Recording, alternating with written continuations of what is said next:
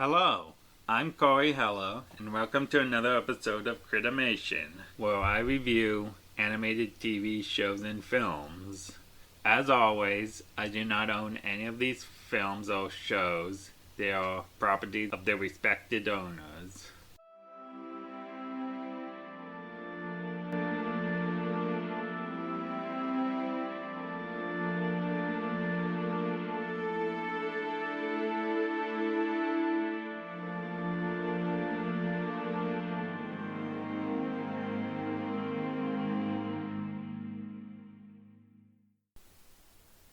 Today we will be covering the recent 100th anniversary Disney short, Once Upon a Studio. The short begins with all the employees at Disney Animation leaving for the day. The last two out are an intern who is talking with Bernie Madison, who was, during his lifetime, the longest working Disney Animation employee to work at the studio. His credits included Lady and the Tramp up to Strange Worlds. As they walk out, Bernie says, in response to the 100th anniversary of Disney Animation, "If these walls could talk." After all is quiet, Tinkerbell appears and gives Mickey Mouse the okay to come out of his picture frame, who then alerts every other Disney character from various animated films coming out of their frames to take a 100-year group photo outside the studio.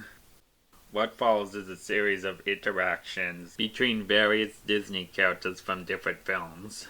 This includes Merlin putting water inside the Mad Hatter's hat so that Flounder can be able to swim in it after being rescued by Moana. Donald Duck having to hold the elevator for Flash the Sloth, who slowly makes his way, which lasts pretty much half the short before getting on, followed by Baymax.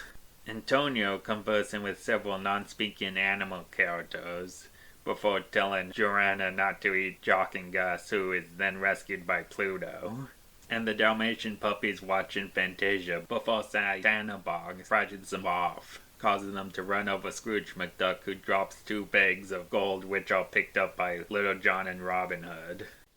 Before joining the others, Mickey takes a moment and looks at a picture of Walt Disney, taking off his hat in respect. After being called by Minnie, he says goodbye. Once outside, Ralphie hands Goofy the camera for the photo, but during his climb up the ladder, Goofy falls and accidentally breaks the camera. Disappointed, everyone starts to leave, but then Alan Adale starts playing When You Wish Upon a Star on his guitar, and is soon joined by Scat Cat on trumpet and Mirabelle on accordion. Then several characters start to break out into songs singing the lyrics, much to the annoyance of Hades. The Magic Broomsticks and Fix-It Felix then repair the camera, followed by Hercules and the Fairy Godmother helping Goofy set up for the group shot. Newcomer Asha, along with Snow White, Mulan, Winnie the Pooh, and Jiminy Cricket then finish off the song before the whole cast breaks into a choir just as the picture is taken. The final shot includes the picture with over 540 characters together. I will begin my review by pointing out some negatives that I saw that I feel could have been changed during production. Mainly the use of characters that appear in the short. While I am glad that they managed to avoid using overly controversial characters that are considered racist, such as those from Song of the South and various earlier films that have been given a warning label on Disney+, such as Lady and the Tramp and Dumbo. I feel that Disney neglected to avoid using more recent characters that could be potentially offensive, such as Maui from Moana. According to folklore, the demigod is supposed to be a teenager who relies on brains rather than bronze. And while he is humble and noble, not at all arrogant like the Disney version, he is still considered a rascal, especially towards his brothers, as depicted in the legend where he pulled up the Hawaiian Islands. A good example of his cunning and trickery, as he told his brothers not to look back, because he wanted to impress them while fishing. And while the legends do depict him shape-shifting into other animals, and sometimes people, depending on the cultural source, he does not require the hook like in the film. In the Disney version, not only does Disney rely on the obese Polynesian stereotype when designing the character, but personality-wise, he is depicted as a Hawaiian Hercules-like buffoon who serves as the comic relief sidekick. It seems like Disney still has a long way to go in terms of properly representing other cultures. Other potentially problematic characters I've seen include Sisu, who is inaccurately described as a dragon when she's actually a Naga, while at the same time being designed to resemble an oversimplified version of what a Naga is supposed to look like. Jafar, who has several qualities of the Arabic stereotype, including glaring eyebrows, a hooked nose, and is often portrayed as being a powered, hungry villain who tries to kill Aladdin every chance he gets in order to claim the throne. Pocahontas, who is based off a real person, is not referred to by her actual birth name, Matoka, and is hypersexualized by aging her up in order to apply the romance between her and John Smith, which never actually happened, among other historic inaccuracies that has made her film one of the most controversial Disney movies. I also noticed a few others in the final group shot, but explaining them would take too much time out of this video. So let's jump into the positives. I appreciated how the characters were drawn in the styles of their respective films, not just in terms of ink and painting, but also which era the film's technology used. For example, during the 60s, xeroscope was very common, meaning that the animated drawings were printed directly onto the cells. A good example of this is in The Jungle Book, as Baloo and Mowgli's rough sketch lines were visibly noticed during the close-up of them singing in the finale. I also liked how the show keeps the characters true to their respective films in nearly every aspect.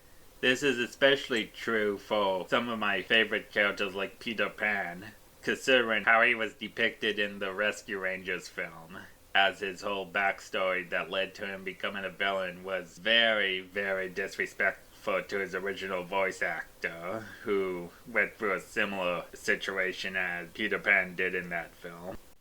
The hand-drawn characters themselves were also rendered in a way that reflected their respective films, in contrast to how they would have been rendered in a 3D-like atmosphere, a la Roger Rabbit. I'm also glad that they acknowledged not only every animated feature film that they made, but also the live-action films that had animation, namely Pete's Dragon, Mary Poppins, and Bedknobs and Broomsticks, as well as several short subjects such as the Silly Symphony series and the Oswald the Lucky Rabbit cartoons. In addition to how veteran animators like Eric Goldberg, who not only returned to animate the Genie's cameo, as well as several characters who were originally animated by Ward Kimball, but the walls of the studio are also lined with many of the past animators who have worked there, such as Mary Blair, Floyd Newman, and of iWorks.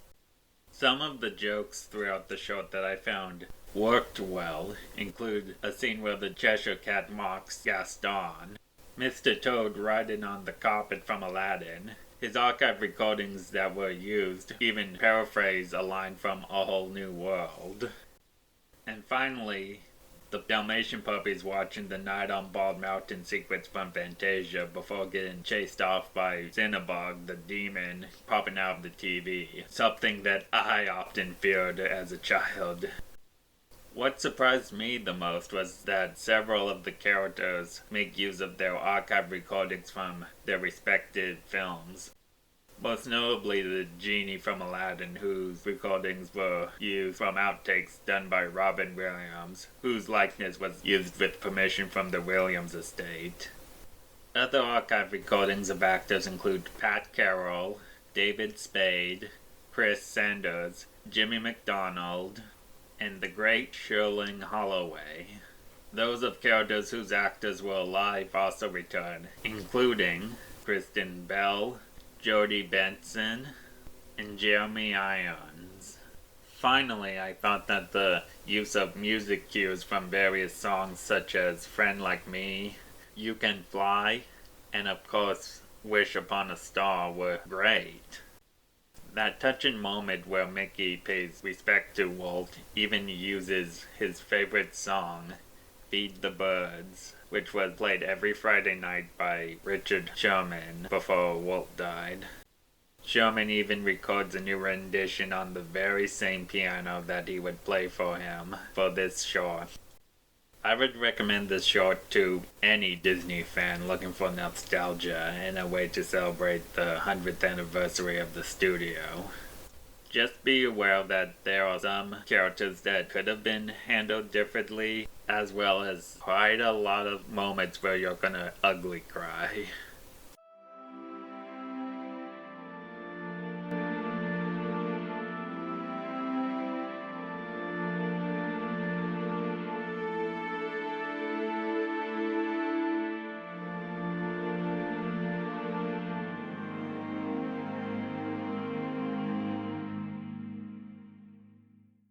Thanks for tuning in to Critimation.